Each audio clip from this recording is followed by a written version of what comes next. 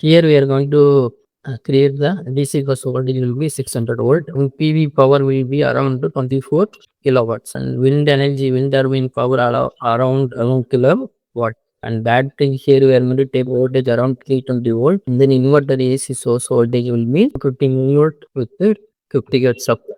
And then here we are going to use P into IGBT voltage control method. That will be I will explain during that solution implementation. Now I'm going to do some subsystem for this.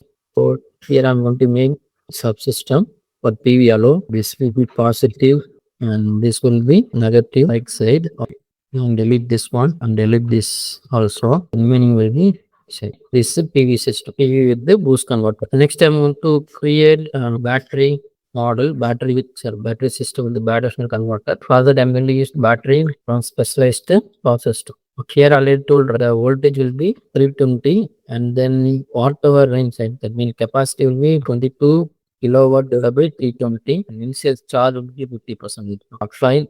And then next we need to connect these batteries in bidirectional converter. I just I'm going to use IGBT and then you have to use RLC branch and then this you have to connect like this. This will be inductor, this will be capacitor and we have to connect output capacitor also. It going to be connected to the common DC bus. This is going to be connected to the plus and it is going to be connected to the minus. We are going to control this bidirectional converter and battery by means of voltage control method. Already told for that I'm going to measure the DC voltage and DC bus voltage. Here I'm going to use GoPro DC and apply and then I'm going to use constant log for reference voltage. Reference voltage will be 600 and next I'm going to use sum log. Here you have to change to minus plus and then I'm going to convert this detail to per unit system.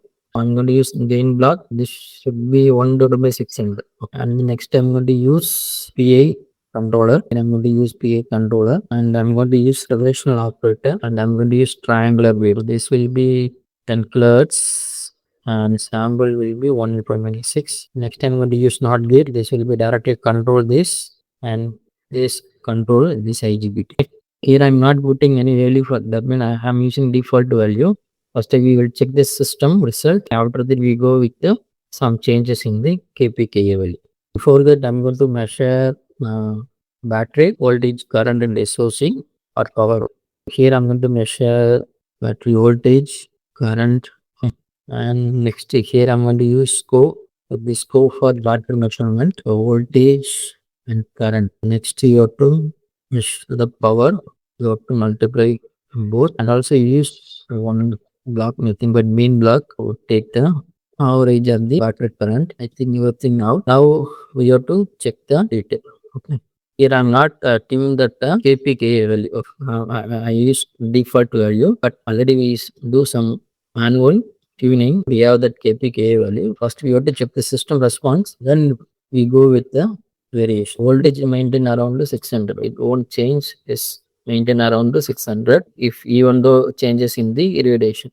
Now here you will see that this is variation of battery because we taken the load city. I'm going to make the 50% of load. We are not use full load condition. We are using 50% of load.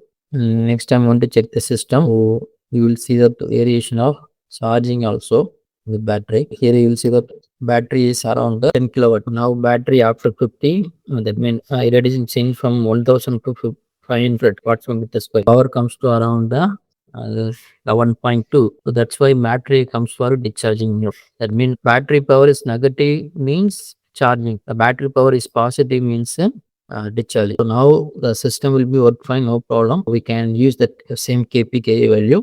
Later if we have any problem, then we can change that value KPKA. Because of this battery connected to the system via bidirectional converter, we can able to control the DC bus voltage around 600 and also when the PV power goes below that load power, during that time battery will becomes for a supporting power. That's why we have that system. DC bus or DC microgrid mostly have the battery system. Next I'm going to create subsystem for this. Everything will be completed now. We need to check the result now. Again I'm going for the simulation.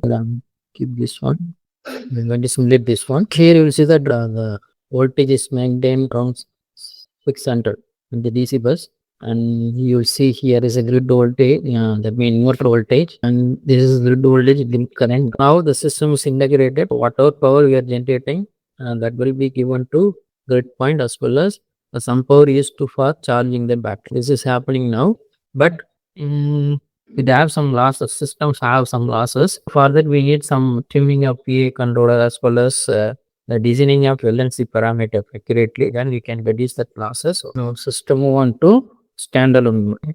You'll see that inverter voltage variation, and here you will see that we are using load around the 10 kilowatt. 10 kilowatt load will be power will be taken from the DC grid, and also after irradiation changing condition, we will check the detail. Now also system working fine without any deviation. You will see the some small variation in the DC bus voltage. Now I'm changed to grid connected mode after some time. Wait for some time. Now I'm move on to grid connected mode. Check the results. Now system is connected with the grid connected mode. For switching between stand or grid to stand to grid, system working fine without any deviations. This operation of microgrid in grid connected mode as well as standalone mode, and then switch over between grid to stand to grid.